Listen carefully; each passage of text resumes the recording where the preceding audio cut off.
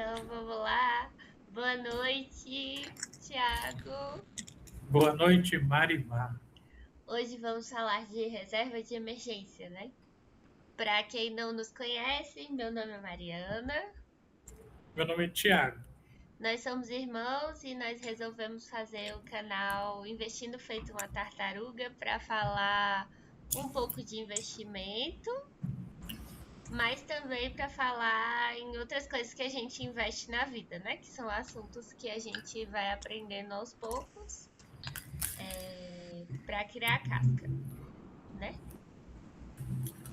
E hoje sou eu que vou apresentar sobre reserva de emergência. Se você não viu o vídeo de controle financeiro, é bom ver.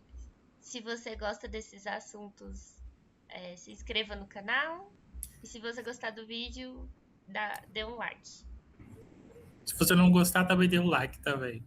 para ajudar.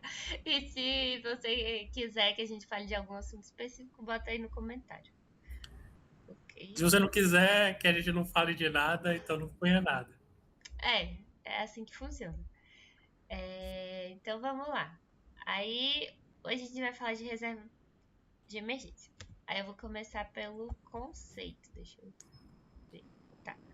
O conceito é reserva de emergência é uma quantia de dinheiro que você guarda para quando exclusivamente para quando você tiver uma despesa inesperada ou perder sua renda, né?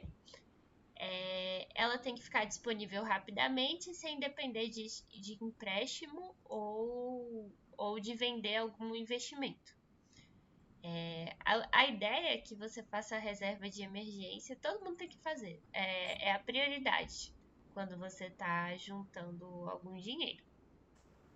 Certo, Thiago? Quer comentar Aham. sobre? Tá. Aí você vai falar sobre uma quantidade de dinheiro que a pessoa precisa, certo? Aí eu vou falar, quando você falar isso, eu vou falar uma coisa. Tá, tá bom, tá bom. A questão, o problema dessa definição também é que, como é para despesas inesperadas, vou fazer a crítica à coisa. Por quê?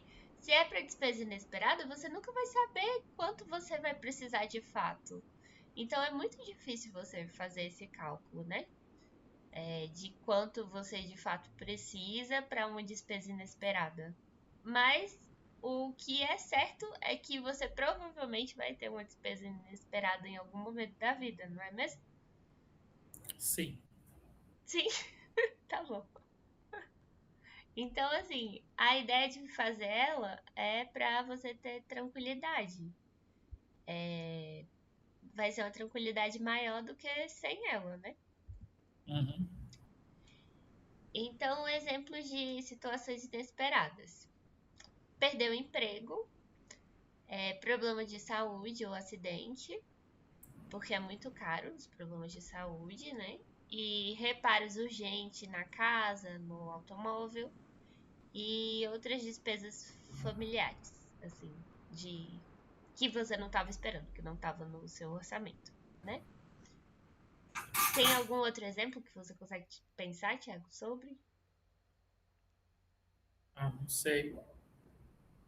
Não. Não? Tá. Eu, assim, a reserva de emergência, por exemplo, eu tive que mudar de trabalho 3 vezes no ano passado, de cidade. É porque ela tem muito trabalho para fazer. Não, mais ou menos, até mesmo. Só que eu mudei de trabalho 3 vezes no ano passado e isso incluiu me mudar de cidade. Se eu não tivesse formado uma reserva de emergência, eu não teria nem a possibilidade de poder trocar de emprego. Então, a reserva de emergência, ela também pode se tornar uma tranquilidade, uma segurança para você fazer outros tipos de mudanças na sua vida, né? E que você talvez não tivesse pensado inicialmente. Então, assim, mais um motivo para ter a reserva de emergência. Quer falar algo mais? Não. Não? Tá. Então vamos pensar no histórico. Da onde que surgiu esse. Já se perguntou da onde que surgiu esse termo, reserva de emergência? Tiago, Não, nunca me perguntei. nunca se perguntou? Tá. Eu me perguntei. E aí eu fui procurar. E aí a resposta que eu encontrei é que o termo, na verdade, ele vem de Emergency Fund, que é que foi falado inicialmente nos Estados Unidos. Ele foi criado lá, né? Mas não tem uma pessoa específica que criou esse termo, mas ele foi difundido nos Estados Unidos no contexto de educação financeira e planejamento pessoal. Se ela tivesse patenteado, ganharia muitos royalties. Ganharia. Mas eu acho que era um termo bem inicial, então ela não sabia disso na época, né? Então, foi, foi daí que veio o termo, aparentemente. E aí, essa ideia de reserva de emergência, ela ganhou mais força ali em 1970, e em seguida até os anos 2000, para criar um colchão financeiro, antes mesmo do objetivo de investir. Então, nos Estados Unidos, você tem uma população que ela investe mais, né, em bolsa, é uma coisa mais consolidada, né? Embora você já leu um livro sobre a criação das bolsas de valores, não é? Não foi exatamente sobre a criação das bolsas de valores, foi sobre como era a bolsa de valores no Brasil antigamente, que era faça fortuna com ações antes que seja tarde, do Décio Bazin. Sim. E aí ele não falou nada sobre reserva de emergência nesse livro. Não, não falou nada. Bom, nos Estados Unidos, aparentemente eles começaram a popularizar isso porque se você investe sem ter a reserva de emergência, tem chance de você tirar o investimento antes da hora, né? Então existe essa complicação, né? E aí você acaba perdendo. E aí você também tendo a reserva de emergência, você evita dívidas, evita você ter que pegar empréstimos com juros muito altos. Então existe toda uma tranquilidade mesmo que você gera a partir disso, né? E então é a primeira etapa antes de que uma pessoa. É o primeiro investimento, na verdade, que a pessoa deve ter, né?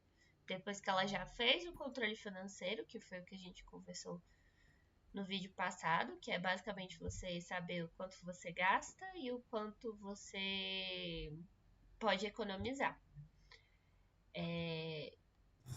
E aí, aqui são os autores que mais apareceram na história. Então, você lembra do Robert Kiyosaki? Kiyosaki. Kiyosaki. Kiyosaki? É, Kiyosaki. Sim, eu lembro. Ele escreveu o livro. Deixa eu me lembrar o nome. Eu tô tentando lembrar o nome do livro. Pai Rico, Pai Pobre. isso, ele foi quem escreveu a história do livro Pai Rico, Pai Pobre, que tá aqui na minha estante, eu não li ainda. Já era pra ter lido. E aí tem esses dois outros também, que são pessoas que apareciam muito na TV, né? Em podcast e tudo mais, Eu não sei se eles ainda aparecem, assim, tipo, no Brasil eles não são tão populares, né? Porque eles fazem conteúdo em inglês, então acho que nem todo mundo segue. Mas esses três foram pessoas, né, que por trabalharem com finanças, com educação financeira, acabaram ajudando a divulgar o termo reserva de emergência, né? Tá, ok. Então, e no Brasil, né? No Brasil, a gente em 2010 passou a ter uma quantidade grande de pessoas que foram para a internet. E hoje em dia a gente tem alguns educadores financeiros na internet. A gente pode citar a Natália Cury, que fez o canal Me Poupe, a gente pode citar o Thiago Nigro, pode citar o Bruno Perini e pode citar o Raul Sena. Você lembra de mais algum? Tem um que eu gosto muito chamado Vicente Guimarães, que tem até uma casa de análise. Ah, é Vicente Guimarães. E tem outros, tem o Clube do Valor também, que eu Tem também. também, deixa eu me lembrar o nome, B. Aguilar, do Papo de Bolsa. Papo de quê? De bolsa? Bolsa, aham. E tem, deixa eu ver, tem outros, tem dois irmãos, tem dois gêmeos. Você já viu um canal? Tem dois gêmeos que eu não lembro o nome deles agora, que eles, que eles também ensinam sobre investimentos. E tem muitos aí. Assim, aqui em casa, o Felipe e eu, a gente assiste muito o Raul Senna, né? Que é Aham. o rapaz que tá tentando comprar um banco. O rapaz de 30 anos que tá tentando comprar um banco, fazer um banco. E aí ele resolveu fazer isso da maneira mais inesperada possível, montando uma escola de investimento. É essa saga que ele conta, o storytelling dele. É, e é isso, então. E aí, basicamente, a gente fazendo a reserva de emergência aqui no Brasil, esse conceito foi trazido muito por esses influenciadores. Justamente porque se você vai investir, só faz sentido você investir, porque o investimento é risco, né? Se você já tiver alguma tranquilidade financeira. Uhum. Então, o primeiro passo é você ter o controle financeiro, depois você formar uma reserva de emergência. É a prioridade. Isso eu estou falando a teoria, na prática é muito difícil formar reserva de emergência. A gente vai ver mais pra frente o porquê. Então é isso, né? Como eu falei antes, primeiro precisa do controle financeiro. Você precisa saber quanto você gasta em média no mês e quanto você pode poupar em média no mês, certo? Certo. E aí, com isso, você vai ter um balanço. E aí a gente pode um balanço e aí você pode construir a sua reserva de emergência. Agora, se você gasta mais do que você ganha, você primeiro tem que resolver isso, né? De gastar menos do que ganha, não é mesmo? Uhum. E aí a gente falou sobre isso no vídeo de controle financeiro. Aqui, a fórmula, na verdade, a gente pode botar assim. Essa é a fórmula básica, só que existem variações. Depois eu vou falar das variações. Então você analisou as suas entradas, quanto você ganha, quanto você gasta e quanto em média você pode economizar. Aí você pega o quanto você gasta na média do mês e multiplica por 6, que aí vai dar 6 meses. E isso é a reserva básica que é indicado todo mundo ter, né? Aí você, para descobrir quanto tempo você leva para fazer a reserva básica, você vai pegar exatamente esse. Você consegue ver minha setinha? Aparece no vídeo? Não sei. Sim, tô vendo a setinha. Você,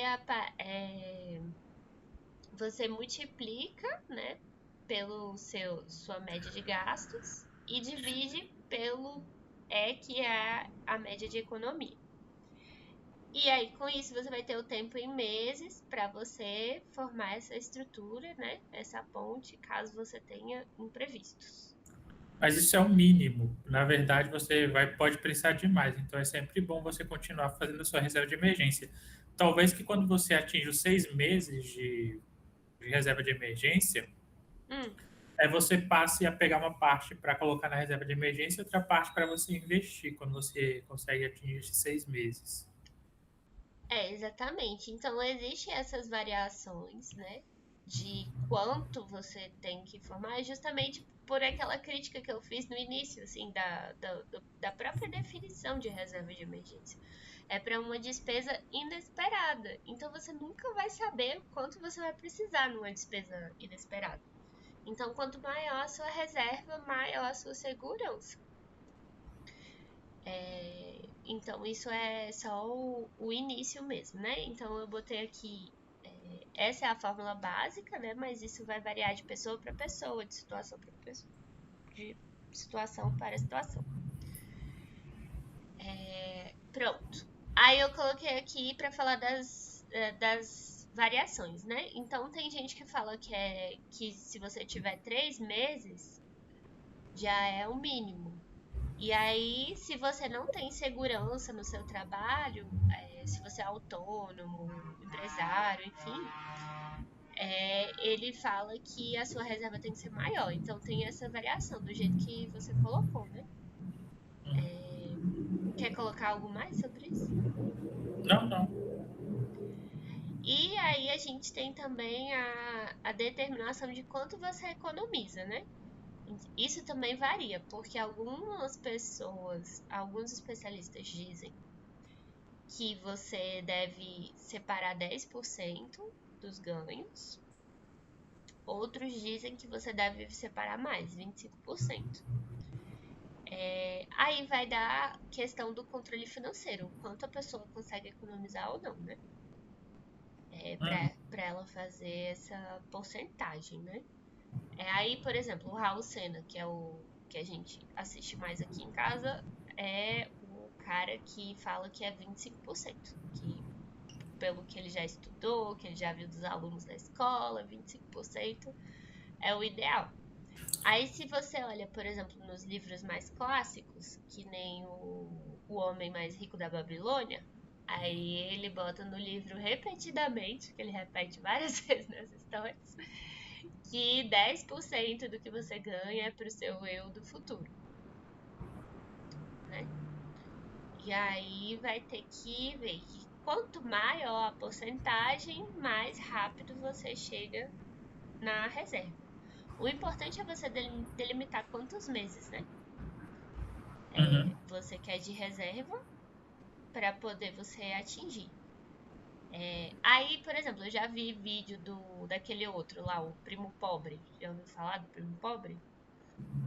Já ouvi. Então, o Primo Pobre tem vídeo falando que se você tiver um mês já tá ótimo. Tipo, pra estimular, porque realmente, quando a gente for ver os cálculos aqui na conta, eu botei os exemplos, não é uma coisa fácil. É uma coisa que demora. Então, assim, se você tiver um mês, já é muita coisa. Já é um grande avanço. Pelo menos um primeiro passo, né? Eu acho que é nesse sentido que ele fala também. Vamos para frente? Então, vamos para frente. Para frente. Aí aqui eu botei o exemplo do João. Aí eu coloquei que o João é um funcionário público, ou seja, que ele tem estabilidade, porque é mais fácil fazer o exemplo com alguém com estabilidade. Se a pessoa for autônoma, se ela for empresária, se ela tiver variação nos ganhos dela, também é possível. Só que a pessoa tem que fazer a média do quanto ela ganha e do quanto ela pode economizar, né? E aí vale a pena a pessoa anotar, não é mesmo? Para poder ela conseguir fazer esse cálculo. Tá. E aí, aqui nesse exemplo, eu coloquei que o João ganha 10 mil reais. Para facilitar o cálculo. Nem sei se facilitou tanto assim, mas enfim. Aí eu coloquei que ele economiza 10%. Então, ele economiza 1.000 e gasta todo o resto. Gasta 9 mil. Aí, quando ele economiza 1.000, vai para reserva de emergência. Se não acontecer nenhuma emergência, o que é muito improvável, ele vai conseguir completar a reserva dele, que é de 54 mil, pensando em 6 meses, porque ele está numa situação estável, em 4 anos e meio. Percebe? Então demora muito. A conclusão é que demora muito. Então acaba que as pessoas ficam desmotivadas em fazer. Só que faz muita diferença na vida, porque mesmo que ele não tivesse atingido a reserva a tempo, se ele chegar, digamos que ele teve uma emergência depois de 2 anos, ele já vai ter algum dinheiro para poder resolver aquela emergência. Então a reserva de emergência é algo que, né, você tem que visar o longo prazo, não é mesmo? quer comentar algo mais? Não. Então tá. Aí eu vou pra próxima. Ixi, passou demais. Tá, aí a segunda forma, né? Que é a forma mais do investidor sardinha lá do Raul Semo. Que aí você coloca 25%. Então, digamos que o João tenha 10 mil e aí ele gasta 7.500 e economiza 25%. Então, 2.500 vai para a reserva de emergência. Aí, nesse caso, os gastos dele são menores, né? É 7.500. Então, pelo gasto dele ser menor, a reserva de emergência que ele tem que formar é de 45 mil. E aí, economizando 25%, ele consegue chegar na reserva em 18 meses, se não acontecer nenhuma emergência até lá. Então, assim, é um prazo um pouco menor, mas ainda assim é um prazo considerável, né? Nesse mundo que a gente tá, que são de pessoas ansiosas e tudo mais. Não é uma coisa instantânea, mas que já ajuda, né? Aí vai depender, né? Se a pessoa é autônoma e tudo mais, ela vai ter que fazer o cálculo da média e depois ela vai ter que,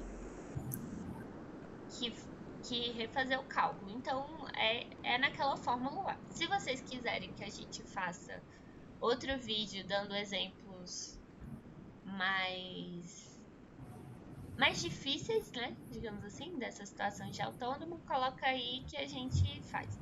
Coloca aí no comentário que a gente tenta fazer as simulações, tá bom? Quer falar algo mais, Thiago? Não quero falar mais nada. Mais nada? Absolutamente nada. Tá, então eu também vou finalizar, tá? Aqui eu já não tava conseguindo fazer as imagens, que foi no Gemini já. E aí ele botou algumas coisas erradas. Tipo, comece com 5% e aumente para 2 pp. Dá pra entender isso? 2 Não pontos sei. percentuais por mês? Hã? Aumente 2 pontos percentuais ao mês? Ah, tá. Agora faz sentido, então ele não estava errado. Mas ele tinha feito errado antes. Ele tinha feito essa imagem colocando aumente 2% ao mês. Eu não tinha entendido. Na verdade, foi um problema de interpretação minha. Então, foi isso que ele estava querendo dizer. Então, é isso. Como é uma coisa lenta, é uma coisa progressiva, exige constância, então é melhor você começar com 5% e depois ir aumentando de mês em mês até você chegar na porcentagem que você quer, que aí já é um começo para você criar o hábito, né? Então é uma forma de fazer, né? E aí eu coloquei aqui a tartaruguinha para falar aqui a mensagem final, né? Formas de chegar à reserva de emergência existem várias, né? E aí você vai ver várias no YouTube e tudo mais, nos livros também. Só que nenhuma delas ausenta o controle financeiro. Então, você saber quanto você ganha, quanto você gasta, quanto você pode economizar, isso é básico, né? Você não consegue formar uma reserva de emergência sem saber isso. Além disso, para você prever o tempo, você também precisa do controle financeiro. E aí isso requer constância e não pressa. E aí isso tem tudo a ver com o nome do nosso canal, né? Que é investindo feito uma tartaruga. Então, é melhor você dar um passo de cada vez e ir andando do que você dar uma de lebre e acabar, né, morrendo muito rápido. Que deve morrer muito mais rápido que uma tartaruga. Certo? Certo. Então, se você gostou do vídeo, dá um like. Deixa o seu legalzinho. E se você quer que a gente fale de algum assunto específico, bota aí Se você não também. gostou, você também dá o like também. É para ajudar, exatamente. E se você quiser comentar alguma coisa que eu falei, ajudar, acrescentar, comenta aí embaixo. Tá E se bom. você gostou muito, muito, partilhe o vídeo. Você também não gostou, também compartilha também. É, Não é também. que a outra pessoa gosta também, né? As pessoas são diversas, né? É, exatamente. Então é isso. Obrigada, tchau. Tchau. Hum.